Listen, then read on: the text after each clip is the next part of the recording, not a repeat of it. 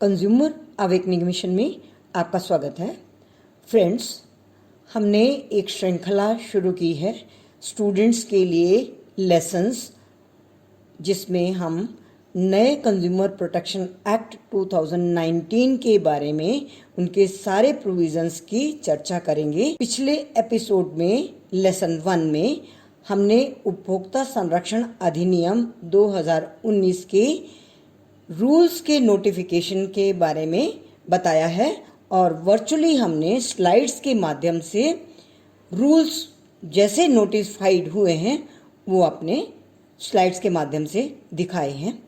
Friends, हम आपको यहाँ बता दें कि हमने जो भी नोटिफाइड रूल्स थे उसको एज इट इज़ नहीं दिया स्लाइड्स में, उसको थोड़ा सा सरलीकृत करके जो चीज़ें आम जनता के लिए आवश्यक है जाननी, केवल उन रूल्स को ही लगाया था। जो रूल्स अदालत के लिए या सरकार के लिए या उनके मतलब के हैं उनको हमने नहीं लगाया, ताकि आपको कोई कन्फ्यूज़न ना हो। किंतु स्टूडेंट्स के लिए और आम जनता के लिए जो आवश्यक थे वो सारे रूल्स हमने लगाए हैं। उनमें बहुत अधिक चेंजेस हम नहीं कर पाए और नहीं करने चाहिए, जिससे कहीं किसी रूल का अर्थ ना बदल जाए। इसलिए हमने उनको कुछ नियमों को जो नोटिफाइड हुए थे उनको हमने स्लाइड्स के माध्यम से दिखाया है। किंतु मुझे ऐसा लगा कि एक बार वर्बली भी मुझे समझाना चाहिए कि वो रूल वास्तव में क्या है और आम जनता तक भी वर्बली भी पहुंचने चाहिए कि क्या क्या नियम हैं जिनके आधार पर अब हमारी उपभोक्ता अदालतें काम करेंगी। तो मैं अब एक एक करके उन रूल्स को आगे ले जाकर दिखाना चाहूँगी कि एक्चुअली कौन कौन से रूल्स नोटिफाइड हुए हैं। पहली बात तो हम आपको बता दें, ये नोटिफिकेशन 15 जुलाई से है और 20 जुलाई से इसका लागू होना तय था। अब मैं आऊँगी पहली स्लाइड्स पे कि कंज्यूमर अपने अलावा किसी अन्य व्यक्ति के माध्यम से भी शिकायत कर सकता है, वो होगा ऑथराइज्ड एजेंट। ये इस अधिनियम के सेक्शन 2(1)(c) में बताया गया है कि ऑथराइज्ड एजेंट कौन होगा। ऑथराइज्ड एजेंट वो होगा जिसको कोई भी कंज्यूमर ऑथराइज करता है लिखकर कि वो उसके बिहाफ पर कोर्ट में पेश हो सकेगा। अपील, कंप्लेंट और जो भी कुछ करना होगा वो स्टेट कमीशन, नेशनल कमीशन और डिस्ट्रिक्ट कमीशन सब जगह पर केस की पैरवी कर सकेगा। ये था सेक्शन 2(1)(c) जिसके बारे में मैंने पहली स्लाइड में बताया था।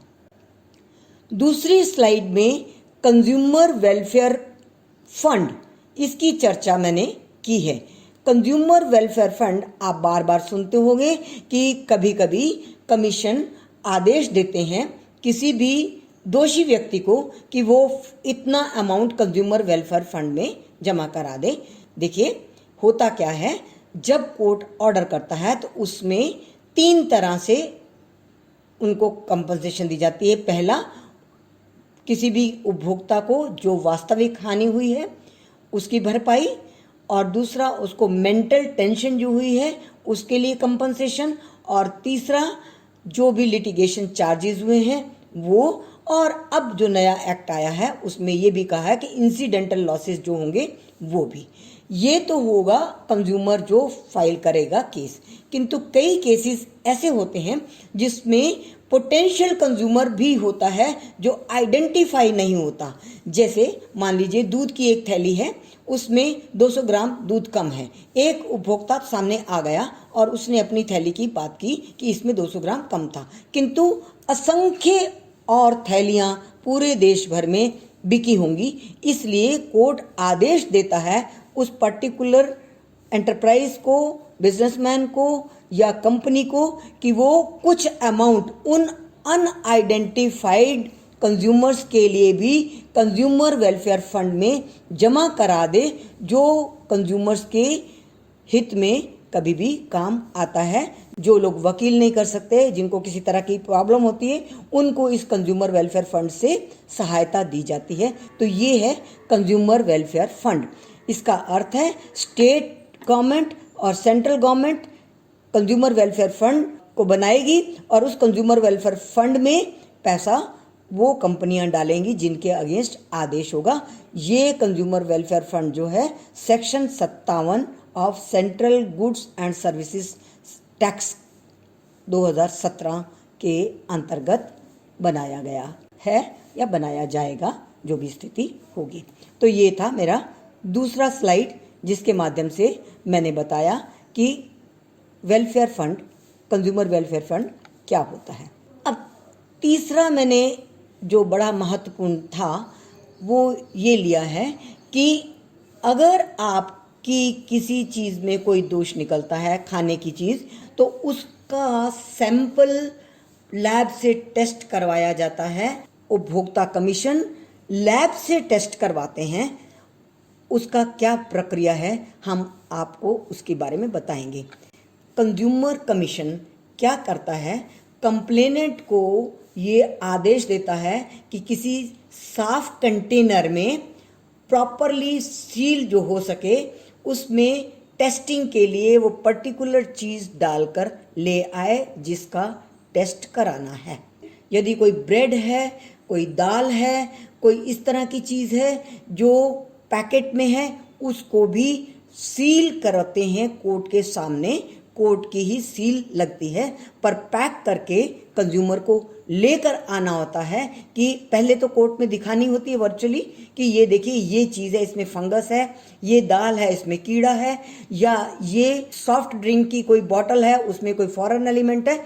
जो भी चीज़ है उसको एक बार कोर्ट के सामने लाकर दिखाया जाएगा और फिर कोर्ट उसको डायरेक्ट करेगा कंप्लेनेंट को या कंज्यूमर को कि इसको अच्छी तरह से पैक करिए। पैक करके जब वो कोर्ट में आएगी तो उस पर सील लगाई जाएगी कोर्ट की, और उसको फिर पर्टिकुलर किसी भी लैब में, जो भी ऑथराइज्ड लैब्स होंगी, उसमें कोर्ट भिजवाएगा। और उस पैकेट के ऊपर क्या लिखा जाएगा, उसमें नाम और एड्रेस कमीशन का होगा, केस नंबर होगा, ऑफिशियल सील होगी और उस सैंपल को फिर भेजा जाएगा। तो ये एक आवश्यक बात थी जो आम जनता को जाननी चाहिए कि यदि वो शिकायत करते हैं तो उनके साथ क्या प्रोसेस फॉलो किया जाएगा। अब रिकॉग्नाइज्ड लेबोरेटरी जो होगी, जो एक्चुअली ऑन पैनल होंगी, वो उसको रिसीव करने के बाद एग्जामिन करेगी और कमीशन को 45 डेज के अंदर जो भी उनकी ऑब्जर्वेशन होगी, उसमें जो डिफेक्ट होगा वो सारा स्पेसिफाई करते हुए कमीशन के सामने पेश करेगी या कमीशन को भेज देगी। ये प्रक्रिया थी कि कैसे आपकी कोई शिकायत जो आती है किसी पर्टिकुलर चीज़ के बारे में, खाद्य पदार्थ है या सॉफ्ट ड्रिंक है, तो उसका एनालिसिस कैसे होगा, ये प्रक्रिया हमने बताई। ये है रूल 6। हमने केवल उन रूल्स को ही लिया है जो आपके लिए जानने आवश्यक हैं।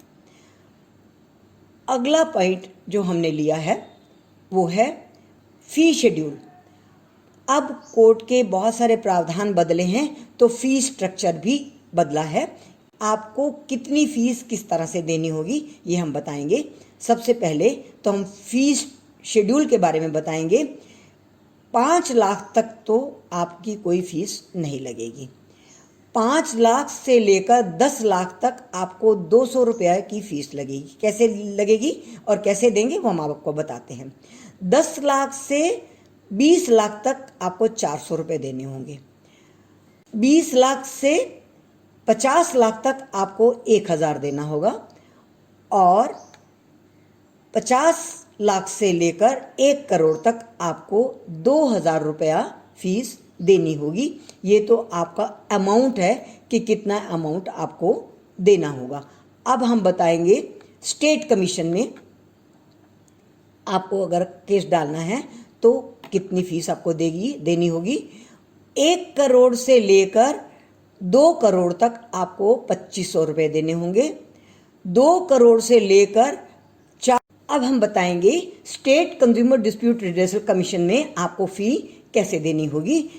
आपको 1 करोड़ से लेकर 2 करोड़ तक 2500 रुपया, 2 करोड़ से लेकर 4 करोड़ तक 3000 रुपया, 4 करोड़ से लेकर 6 करोड़ तक 4000 रुपया, 6 करोड़ से लेकर 8 करोड़ तक 5000 रुपया और 8 करोड़ से लेकर 10 करोड़ तक आपको 6000 रुपये की फीस देनी होगी। ये था state consumer dispute redressal commission में आपको कैसे फीस देनी है। और नेशनल कमीशन में 10 करोड़ से ऊपर आपको 7500 रुपया फीस देनी होगी। तो ये तो था फीस स्ट्रक्चर कि आपको कैसे कैसे फीस देनी होगी, किंतु आपको किस तरह से देनी होगी उसके लिए आपका मोड ऑफ पेमेंट क्या होगा। Cross demand draft drawn on national bank through a crossed Indian postal order also you can pay. Crossed Indian postal order के माध्यम से भी आप दे सकते हैं, जो कि उस पर्टिकुलर कमीशन के प्रेसिडेंट के नाम पर होगा और या स्टेट कमीशन के या नेशनल कमीशन के रजिस्ट्रार के नाम पर होगा, जैसे भी स्थिति हो। या फिर आप इसको इलेक्ट्रॉनिक मोड से भी जमा करा सकते हैं, जैसा कि कमीशन डिजाइन करेगा या बताएगा उसके हिसाब से करना पड़ेगा। और ये पेएबल होगा उस पर्टिकुलर प्लेस में जहां पर डिस्ट्रिक्ट कमीशन हो, स्टेट कमीशन हो या नेशनल कमीशन हो। तो ये था आपका पेमेंट कैसे होगी। ये था आपका रूल 7। अब हम आएंगे रूल 8 पर, जिसमें manner of filing complaint electronically. अब हम बहुत जान चुके हैं इस बारे में कि इलेक्ट्रॉनिकली ऑनलाइन भी आप कंप्लेंट डाल सकते हैं, किंतु हम आपको ये बता दें इन रूल्स में रूल 8 में ये कहा गया है कि आप इलेक्ट्रॉनिकली कंप्लेंट फाइल करेंगे जैसे जैसे ये मैटर नोटिफाइड होगी बाय कमीशंस। अब कमीशंस इसको नोटिफाई करेंगे कि आपको किस तरह से डालनी है।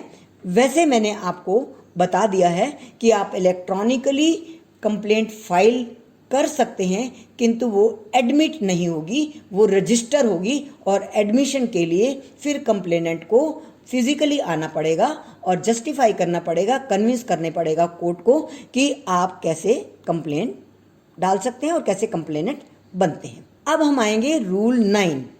रूल 9 में है power to call for books records. अब कमीशंस को यदि उचित लगता है तो particular enterprise, particular opposite party, चाहे वो ट्रेडर हो, मैन्युफैक्चरर हो, कोई भी किसी तरह का बिजनेसमैन हो, बिजनेस हाउस हो, कोई भी हो अपोजिट पार्टी, तो उसकी बुक्स, पेपर, कमोडिटी या डॉक्यूमेंट सब कुछ प्रोड्यूस करने का आदेश दे सकती हैं और उनको ऑर्डर उनको अधिकार है कि वो उनकी बुक्स को, पेपर को, डॉक्यूमेंट्स को, कमोडिटी जो भी वो बेच रहे हैं, जो भी कुछ है वो सारी चीज़ें बुला सकते हैं, मंगा सकते हैं।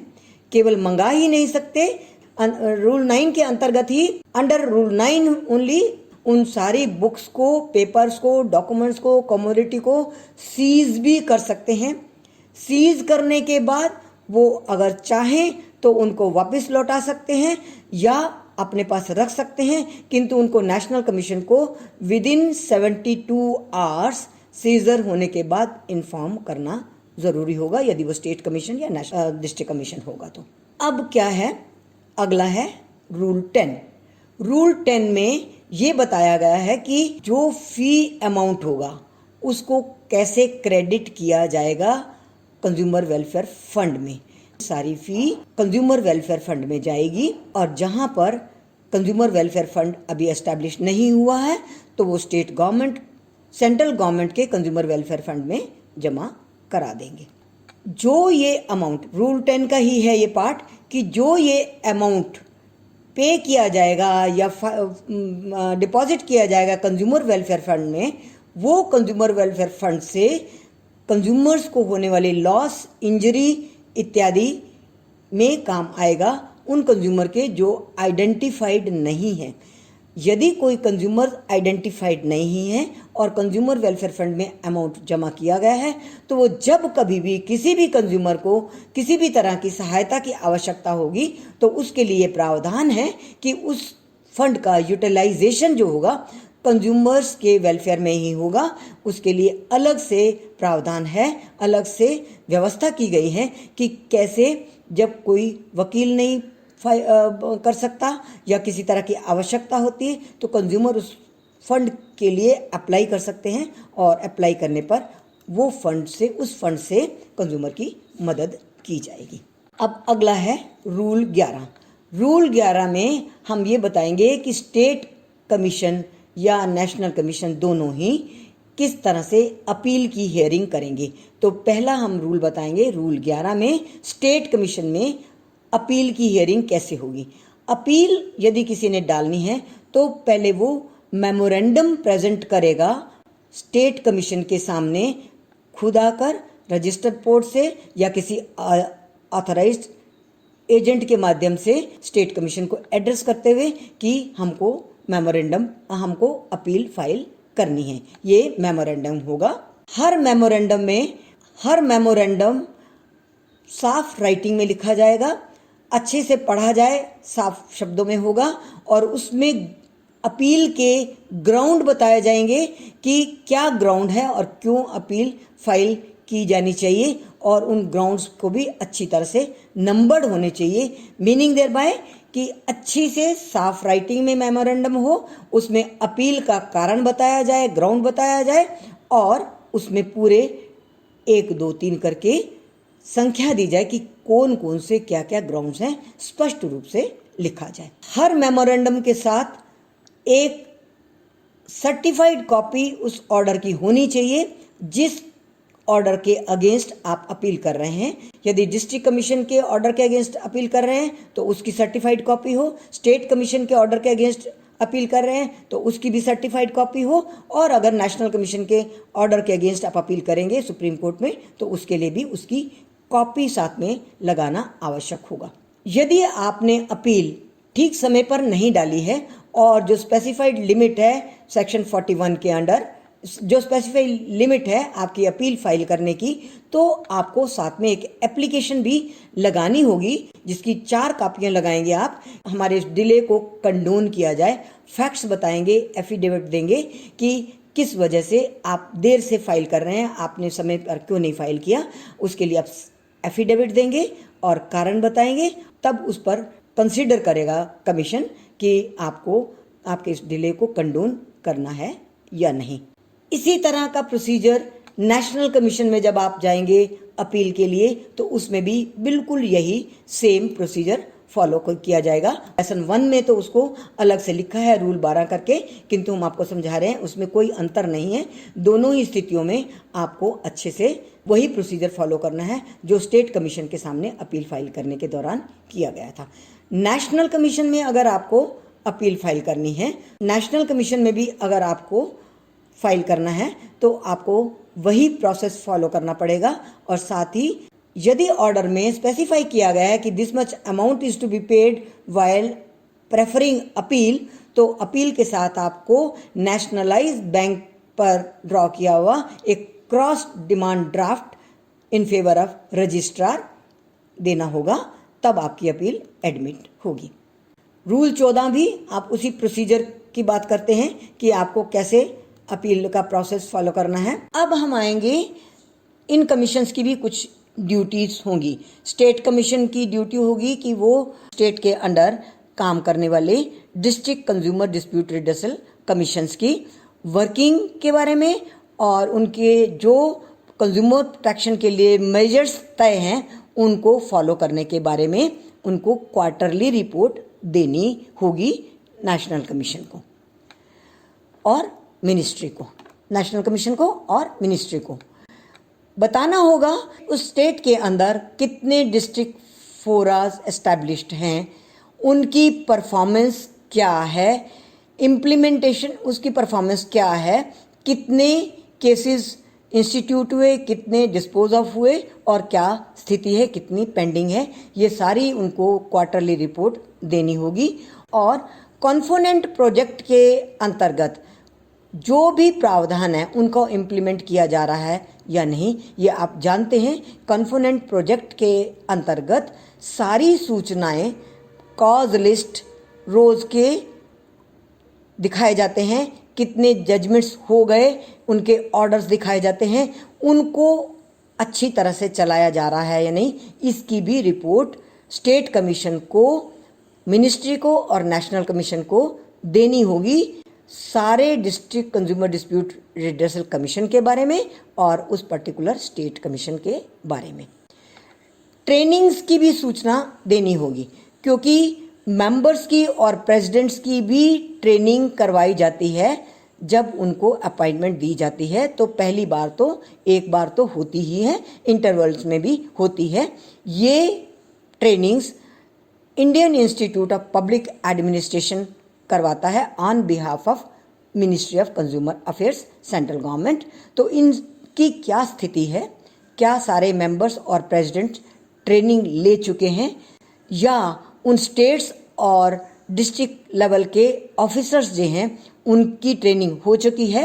BIS में भी ट्रेनिंग करवाने का प्रावधान है और सारे जितने स्टाफ हैं और उनके जो लोग उससे जुड़े हुए हैं और जिनको आवश्यक है ट्रेनिंग देना, वो सारी ट्रेनिंग्स भी हो चुकी हैं या नहीं, इन सब की क्वार्टरली रिपोर्ट्स स्टेट कमीशन को तो डिस्ट्रिक्ट फोरम अपनी रिपोर्ट देगा, परफॉर्मेंस रिपोर्ट, और डिस्ट्रिक्ट फोरम जो बताएगा कितने केसेस इंस्टीट्यूट हुए, कितने डिस्पोज ऑफ हुए, कितने पेंडिंग है, उन सब की रिपोर्ट बनाकर स्टेट कमीशन नेशनल कमीशन में भेजेगा और स्टेट कमीशन अपनी रिपोर्ट भी भेजेगा।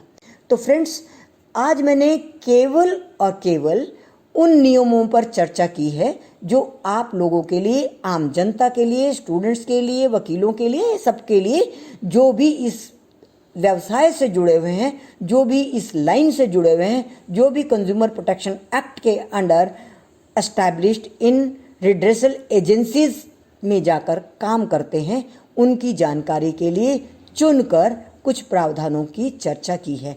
बाकी बहुत सारे और भी नियम हैं जिनको मैंने नहीं छुआ है, वो इसलिए क्योंकि वो आम जनता की के लिए आवश्यक नहीं है, वो implementation at the level of ministry या implementation at the level of consumer commissions हैं, इसलिए उसकी जानकारी की आपको ज़्यादा आवश्यकता नहीं है।